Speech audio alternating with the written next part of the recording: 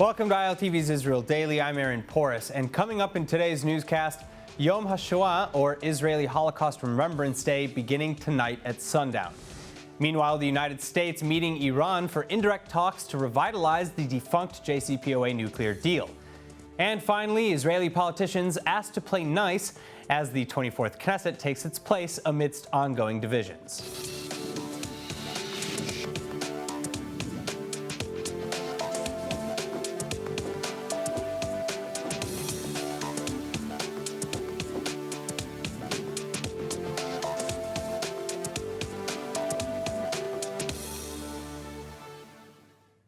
From tonight at sundown until sundown tomorrow, Israelis commemorating its annual Holocaust Remembrance Day, or Yom HaShoah.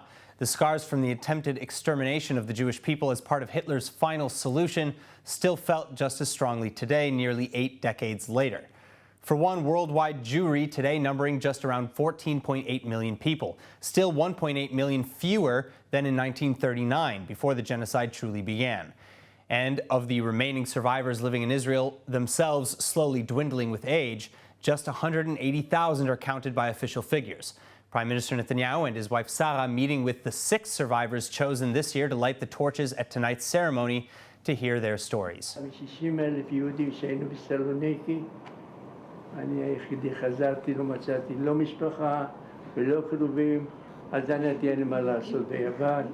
אני הולך עכשיו לישראל, וזה היה גם כן צרות, כשהאנגלים לא נתנו לנו להיכנס, ואנחנו קראנו לחוף, והאנגלים רדפו אחרינו עם ספינות. קפצתי לים בלילה, ב-11 בלילה, שחיתי, לא תפסו אותי, את כולם תפסו, שלחו אותו. אנחנו היינו כמו אבק ברוח, העם שלנו. לפני 300 שנים היינו אבק אדם. עשו בנו כברצונם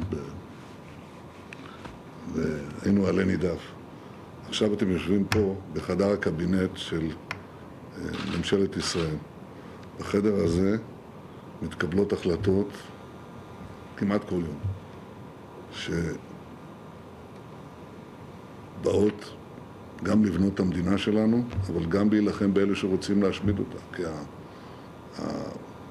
הצוררים לא נעלמו, הם פשוט החליפו צורה וכתובת, הם עדיין שם. עכשיו תסתכלו על המפה הזאת, רואים את ישראל, היא מדינה קטנה, היא כמעט אחת המדינות הקטנות בעולם. היא מדורגת היום כמעצמה השמינית, לא על ידינו, על ידי מכון מחקר, ששואל 20,000 בעלי דעה ברחבי מדינות רבות. כל שנה שואלים, ישראל מדורגת על ידם כמעצמה השמינית בעולם. כוח החיים שלכם הוא כוח החיים של העם שלנו, שחזר למקום הזה, הקים את המדינה הזאת. ובעצם יחד אנחנו מחוללים כאן את הפלא שאתם חוללתם כל אחד ואחת מכם בחיים שלכם. זה פלא גדול.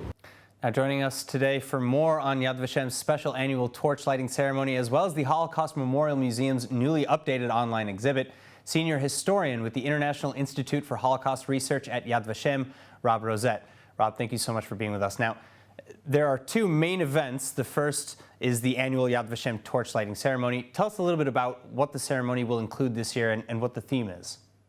Well, first of all, the theme is until the very last Jew, 80 years since the onset of mass annihilation, because it was in the summer of 1941 that the Nazis and their partners began systematic mass shooting of Jews in the areas of the Soviet Union they were conquering.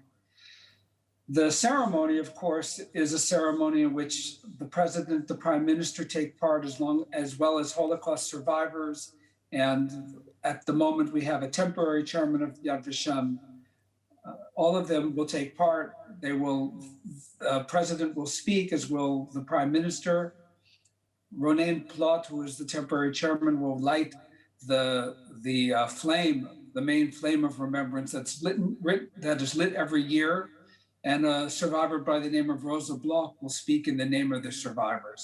In addition to that, there are readings and there are some musical songs that are sung, but in this year it will be David Daor and Messi Kleinstein So it will be a moving and interesting ceremony as we have the 6 survivors light the 6 torches in remembrance of the 6 million Jews who were murdered.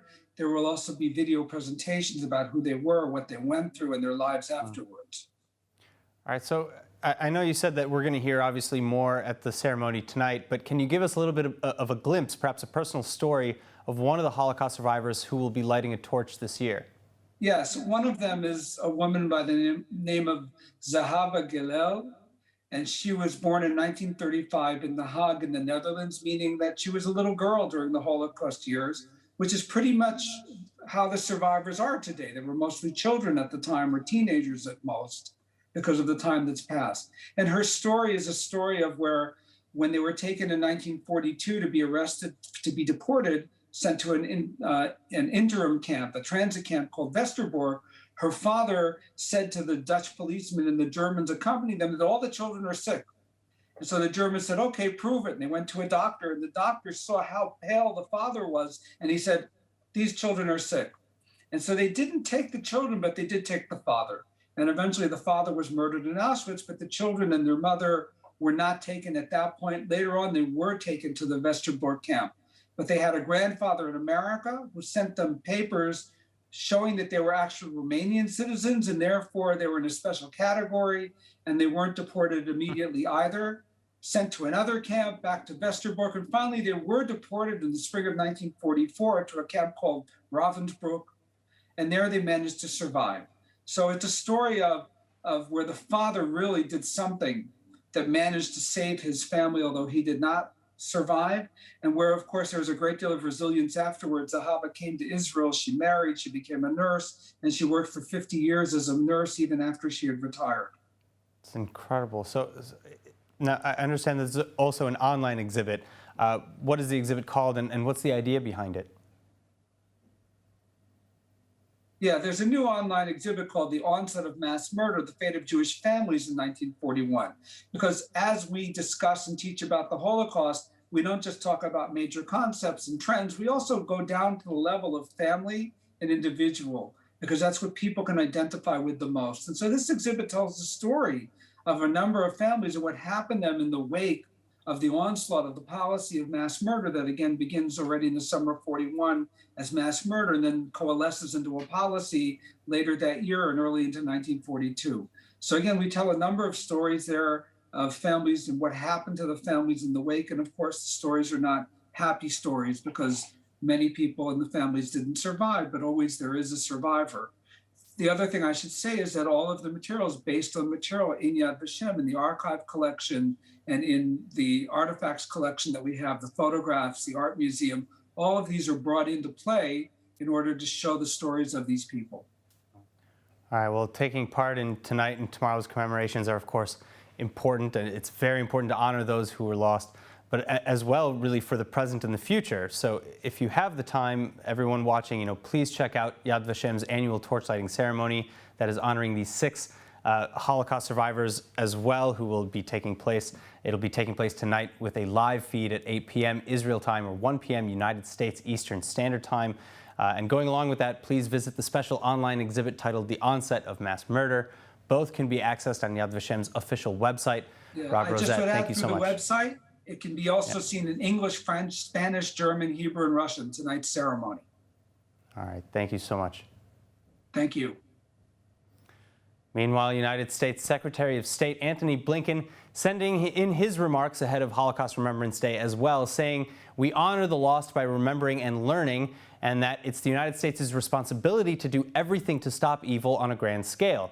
Yet this, as United States officials are heading to Vienna to meet with European mediators and Iranian authorities for indirect talks, once again in hopes of returning to the controversial 2015 JCPOA nuclear deal, an agreement that critics say all but assures Iran's nuclear breakthrough and poses an existential threat to Israel. On Tuesday, for the first time, the United States and Iran holding indirect talks in Vienna, hoping to revive the controversial 2015 JCPOA that former President Trump famously pulled out of.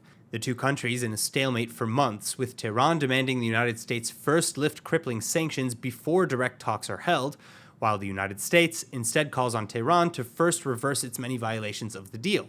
So far, though, despite the apparent gridlock, European and Russian mediators calling the discussions positive and constructive, and Washington calling the discussions a healthy step forward. And all this while under a strict time crunch due to the upcoming Iranian elections where conservatives who are hostile to the JCPOA are expected to win. Israel, on the other hand, a known and vocal opponent to the JCPOA, vowing never to be at the mercy of an enemy again, especially on the eve of Israeli Holocaust Remembrance Day. הסכנה שאיראן תחזור, והפעם בהסכמה בינלאומית, למסלול שיאפשר לה לפתח ארסנל גרעיני, הסכנה הזאת מונחת לפתחנו. ממש בימים אלה. אסור לחזור להסכם הגרעין המסוכן עם איראן, כי איראן גרעינית היא איום קיומי על מדינת ישראל, ואיום גדול מאוד על ביטחון העולם כולו. במקביל אנחנו חייבים להמשיך לבלום את התוקפנות האיראנית באזורנו. והאיום הזה הוא לא דבר תיאורטי. אני אינני משמיע אותו מן השפה ולחוץ. אנחנו מוכרחים לפעול מול המשטר הקנאי באיראן, שפשוט מאיים למחוק אותנו מעל פני האדמה. בערב יום השואה אני חוזר על העיקרון היסודי שמנחה אותנו. תמיד נדע להגן על עצמנו, בכוחות עצמנו, מול מבקשי נפשנו. So to that end, Israel reportedly carrying out a strike on an Iranian ship in the Red Sea on Tuesday, allegedly telling the United States that it was in retaliation for previous strikes by Iran against Israeli vessels. Israel has not, however, officially commented on the incident, as per typical policy. Moving on, and again with Holocaust Memorial Day in mind, perhaps Israel's greatest defense against any future threat is maintaining stability in government. But as the members of the 24th Knesset take their seats, expectations of success in averting fifth serial elections remain dismally low. The 24th Knesset, or parliament in Israel, officially swearing in on Tuesday, and newly elected members standing one by one to pledge to serve the state as well as all its citizens, but already off to a rocky start, with protesters demonstrating against anti-LGBT and far-right lawmakers like Itamar Ben-Gvir and Bezalel Smotrich outside, while several Israeli Arab lawmakers causing commotion in the hall as they changed their official wording of their pledges inside.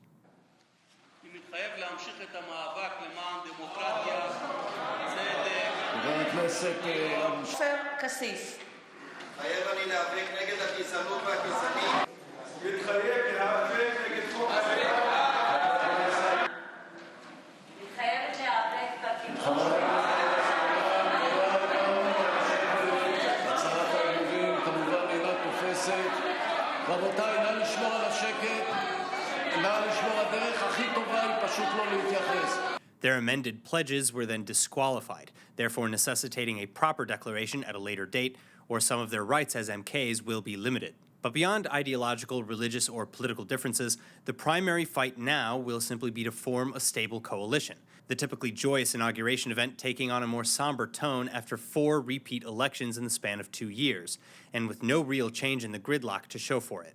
President Rivlin lamenting the descent of Israel's discourse from one of a clear majority that shares values and relatively homogenous beliefs to one of tribal divisions, including secular, religious, ultra-Orthodox, and Arab.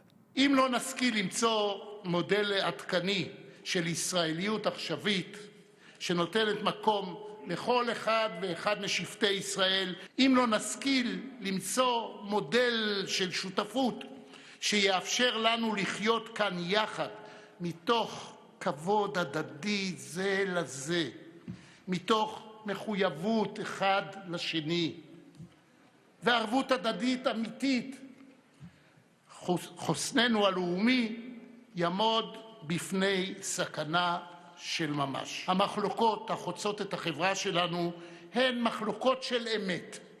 רבות מהן הן מחלוקות לשם שמיים.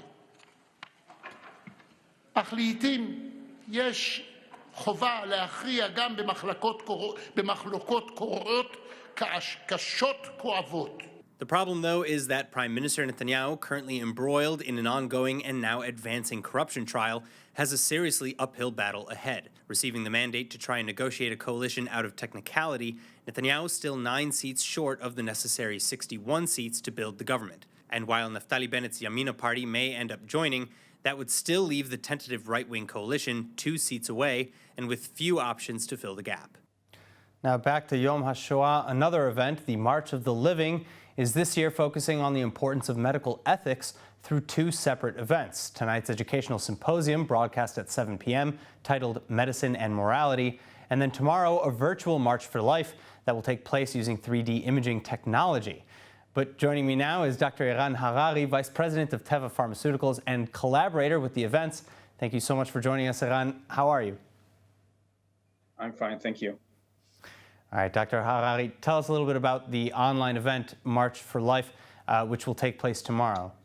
So this event is a very unique event. You know that every year there's an event where, people actually travel and visit the places where the Holocaust, took place. But this year, because of COVID-19, it will be a virtual event. And this is actually an opportunity for many people to participate. We'll have many people, from around the world joining and participating and talking. And also from Israel, President Rivlin will be there, Holocaust survivors will be virtually joining, healthcare professionals, and also Teva will be represented as part of this event. So how exactly, though, is Teva involved in the programming of this event? What is Teva's role now in the March for Life?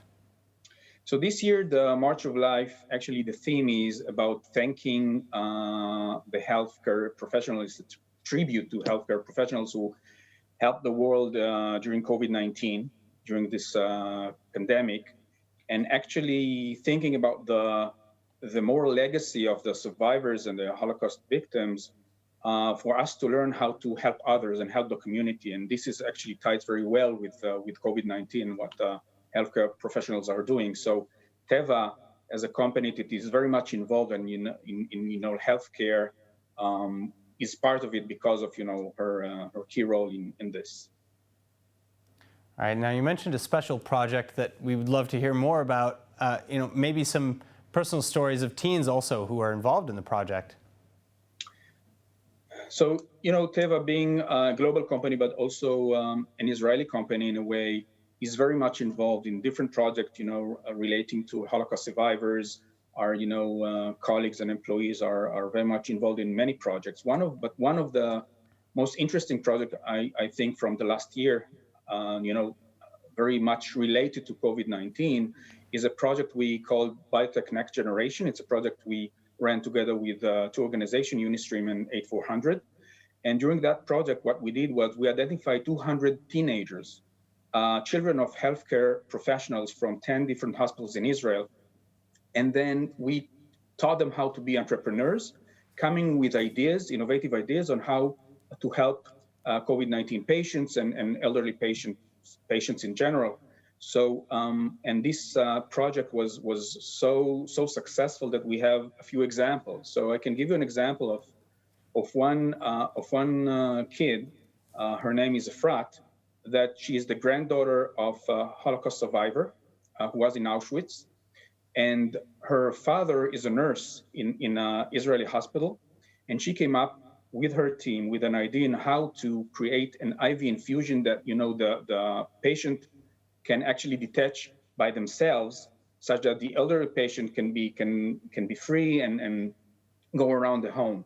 Another story that actually relates to the Holocaust story and the chain is a physician in the Tel Aviv Medical Center, who is the granddaughter of a Holocaust survivor who worked with Janusz Korczak. She treated COVID-19 patients, and the children of her colleagues came up with applications that helped elderly people, and among them Holocaust survivors, to communicate between themselves, ask for help, and during the quarantine time. So I think this is a very nice example of how the third generation is actually helping the second generation and the survivors themselves.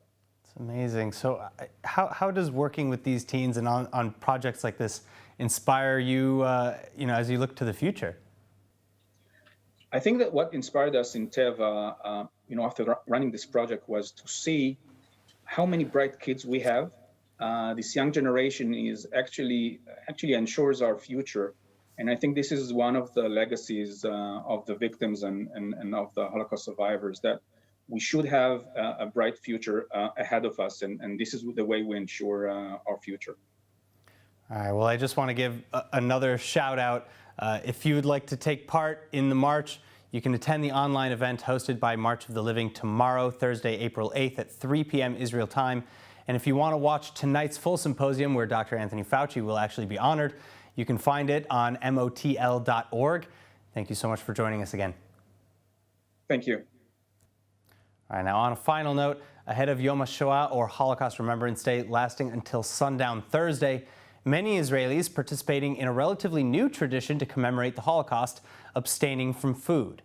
Known as the Remembrance Fast, many Israelis are planning to take part in this non-religious initiative that started in 2016 by Israeli youths.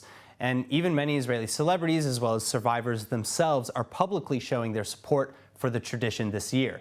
Then one of the initiative's founders, Mia Sarig, even going on to explain that even if for a few hours, together we will promote a new way to remember and promise that we will never forget. And now let's take a look at the weather forecast. Some clouds tonight and warm lows falling somewhere in the 50s or the mid-teens in Celsius, depending on which region you're in.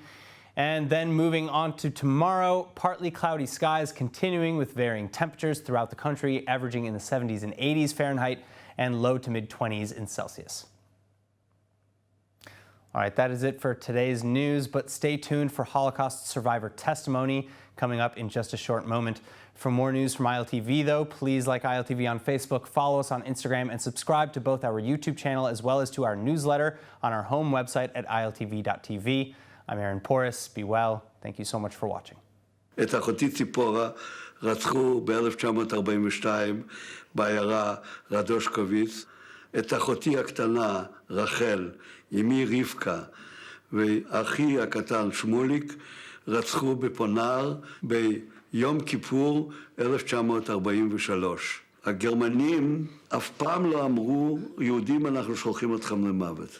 או שלוקחים אותך לעבודה, או שאנחנו מקפצים את כולם, אולי ישלחו לחוץ לארץ. כל פעם היה סיפור אחר. ב-1 לינואר 1942 היה כנס ראשון של המחתרת בווילנה שנקראת FPO, ואבא קובנר הקריא מנשר, ובו הוא אמר, יהודים, אל תשלו את עצמכם, פונר זה מוות. בשלב זה הייתי נחוש שאני לא אראה את פונר.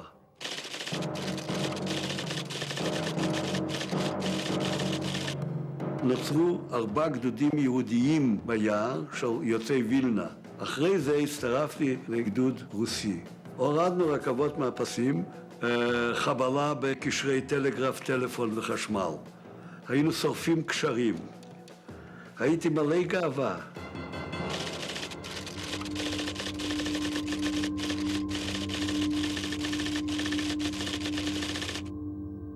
את היהודים במחנה הזה רצחו האס-אס ביום האחרון שהם ברחו מווילנה. ביניהם היה גם אבא שלי. זה היה רגע נוראי. אתה מתהלך בין הגופות, כמעט אחד על יד השני, ואתה פתאום רואה את אבא שלך. ואצל אבא שלי הייתה פתקה ביד. והוא כתב ככה, ביידיש, אם מישהו יראה את הבן שלי, שימסור לו, שיקח נקמה. אני יושב ראש ארגון הפרטיזנים, לוחמי המחתרות והגטאות. חבר בוועד המנהל של מרכז הארגונים, שמרכז את כל ארגוני הניצולים בישראל. חבר בארגונים בחוץ לארץ, נמצא בקונגרסים, ואני נואם נגד האנטישמיות ונגד הכחשת השואה. יש אישה שעברה את השואה. היא נשארה יחידה מהמשפחה. אני חושב ברצינות שזאת הנקמה של המשפחה שלי על הגרמנים, שהם רצחו את כל המשפחה שלי ושל נלי, רצו גם לרצוח אותי ואותה, וביחד עם זה אנחנו הצלחנו להקים משפחה חדשה יהודית בישראל.